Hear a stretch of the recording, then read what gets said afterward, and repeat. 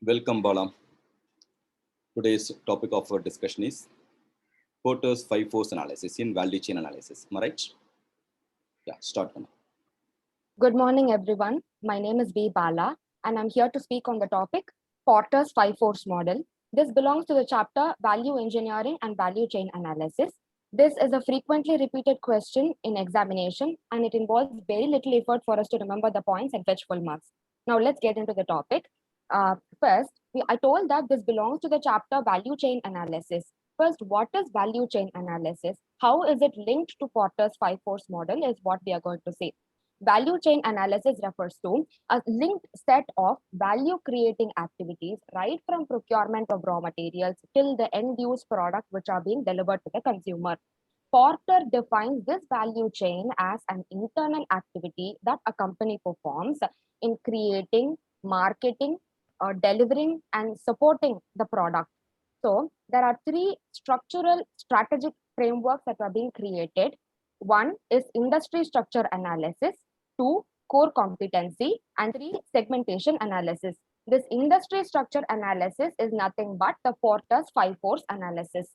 So Porter here has described the how to identify the profit potential of an particular firm in an industry. He has given us the points in very precisely five main points that are to be considered for us to collect information about a particular firm and to identify the profit potential that it has in that particular industry. Just because an industry is large or it is growing, it doesn't mean that it has the high profit potential or is a profit making industry. So what are those five factors which are identified by Porter is what we'll see. First factor, bargaining power of buyers. Bargaining power of buyers is nothing but the ability of the buyers to push the price of the product down. One best example that we day to day we get to see is at T Nagar market. Have you ever seen any person trying to negotiate or bargain in an AC mall or in a sophisticated branded shop? Then why only in T Nagar market? This is because one phrase we would have used in T Nagar market is that if you want to give me this product for 200 rupees, you give me, or else I will move on to the next shop. I can get it for a better price there. Why only so? Because how does the buyer get to have an upper hand in negotiating the price downwards is because availability of substitutes. We have a lot of options to choose from. And second thing, the switching cost of shifting to another substitute is also going to be very minimal. Third, the differentiation between the product we are purchasing and the alternative we have is also very minimal, and therefore the buyer tends to have an upper hand in reducing the price of the product. So the 3 points we saw now is availability of substitutes, switching cost is low, and differentiation is also very less. One more phrase we would have regularly used when we are bargaining in, say, suppose in T Nagar market. I have at the time of giving, we would have already bargained, say, around from 300 to 250 rupees. At the time of making the payment, we would have told, like, I have come here to buy only one product, but I ended up buying 5 products here. Why can't you reduce the price to 50 rupees less, even more, and make it to 200 rounded? So this says that volume of the products that we have purchased also makes an impact in reducing the price of the product. So there are 4 factors that we have discussed in this first point: switching cost, differentiation, availability of substitutes, and volume of product that we have purchased. All are determining factors in determining the bargaining power of the buyers.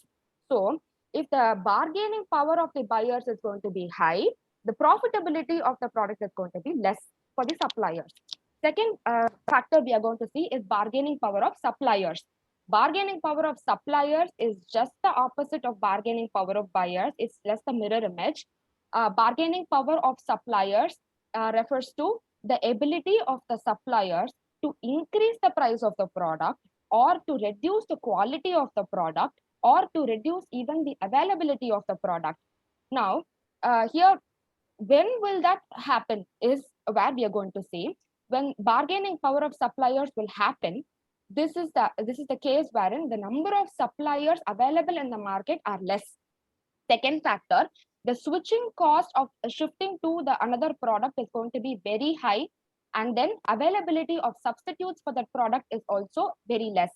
This is the case only where we get to where the supplier's hand has an upper hand, and they would be able to even dictate terms to an extent wherein there is a situation created that that kind of product cannot be given by that supplier and nowhere else. It can be given only by him. In that situation, he has the ability to even control or dictate terms with respect to price.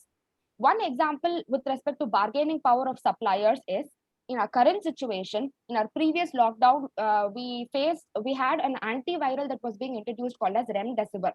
Original price of that product is minimum 1,500 rupees only, but availability of the product was very low, but the demand for that product was very high due to the current COVID situation.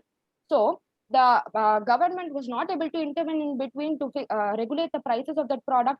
The suppliers for the product also were very less, so the suppliers decided to take an upper hand for fixing a price to an extent of rupees 20,000 per antiviral. There were huge queues that we saw that were standing outside for getting one antiviral because they wanted to save one person in their family. They were ready to pay any cost for saving a life, and therefore they utilized that for increasing the price to an extent of rupees even 20,000.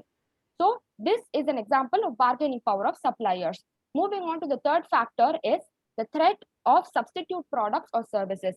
When there are close substitutes available for a particular product, a customer can easily switch from one product to another.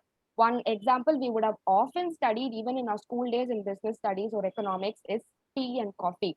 Like both tea and coffee are beverages, both tea and coffee are morning drinks, both are energy drinks. If suppose a packet of tea is to cost rupees 50, a packet of coffee is to cost 65 rupees, why a middle class man who has to spend 15 rupees extra?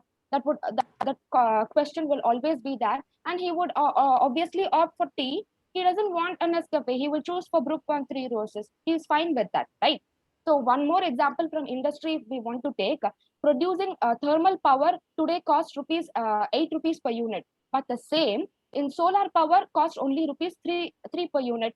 Sun is free of cost. Nobody has to spend as much as a thermal power plant that has to be set up.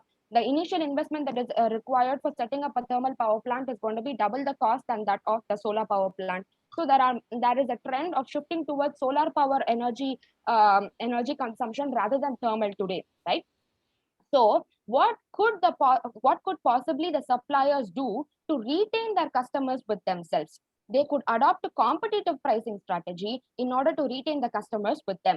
But sometimes there may be a situation where one of the supplier may resort to too much of a decrease in the price of the product, which may completely destroy the competitiveness of the other par suppliers who are there in the industry, and the customers will be attracted, high amount of customers may be attracted towards a particular supplier. One kind of situation that happened in a practical example is Reliance Jio. In 2016, when Reliance Jio had introduced first time its telecom services, within 1 month of operation, they acquired around 16 million subscribers. That was the fastest ramp up that could have been done by any mobile network. So what could the other par telecom services like Airtel or Vodafone could have done to retain at least its original existing customers to move not to move away from them? One, they could resort to increasing the quality of the service that they provide. Second, they could increase the brand value of the product that they are producing. And third thing, customer loyalty has to be improvised to retain the existing customers with them. Let's move on to the fourth factor, is the threat of new entrants. The threat of new entrants is determined merely by just two factors. One is profitability of the industry, and second thing is the barriers to new entry. So if the profitability of the industry is going to be high and the barriers to new entry are going to be less, then new firms can easily get into an industry and start up their own venture, and they can go to an extent of creating an impact in reducing the prices of the product also. So what could be the possible barriers to entry that will depict the threat of new entrants? One, capital investment that is required for starting the venture. Second, economies of scale, that is the per unit cost of the product. Third, legal factors that are involved in starting the new firm. And then technological factors that are involved. And five, limited access to raw materials or labor. Now, an example for threat to new entrants is the airline industry, if we want to start a new airlines company, the amount of initial investment that we want to make is going to be very huge, that cannot be afforded by any common man to immediately start up an airline venture. That could be a mere dream alone. Economies of cost, if suppose Jet Airways or Indigo wants to reduce its air ticket fare by 1,000 rupees, that is easily possible for them. But is it possible for a newly entered person? Means it's a big question mark, because they have to be charging a ticket fare minimum that has to cover at least their initial investment. If they are to charge such a kind of price, then they would end up in not even surviving in that industry for more than 6 months or so. So again, the legal factors also involved in that in creating an airlines company in that airline industry is also a complicated process. They have to have the technical know-how, they have to obtain the licenses, insurance, and the proper knowledge for them to be equipped to create an airline industry. So such a kind of factor may be considered as the barriers to entry in with respect to an airline industry. Now, moving on to the fifth factor, final factor, is intensity of competition amongst firms. The firms are said to be competitive only when they resort to cutthroat competition to win more of its customers. When will we call two firms to be more competitive? What are those factors which classifies them to be on par level or said to be competitive? Is when firms are more or less of equal size, or when there are high exit barriers to entry, and then there is difficulty in differentiation or differentiation of the product. There is not much differentiation, it's more or less the same. Or when there is extra capacity that exists in the industry, competition tends to exist amongst the firms.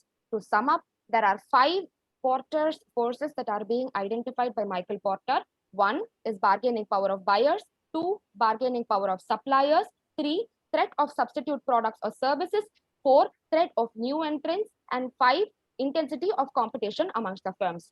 So this is Porter's 5 force analysis, and it helps a firm to better understand the ability or understand the industry's value and its profit potential. Thank you for providing this opportunity. Good, Kana. Good. Keep it up. Very nice.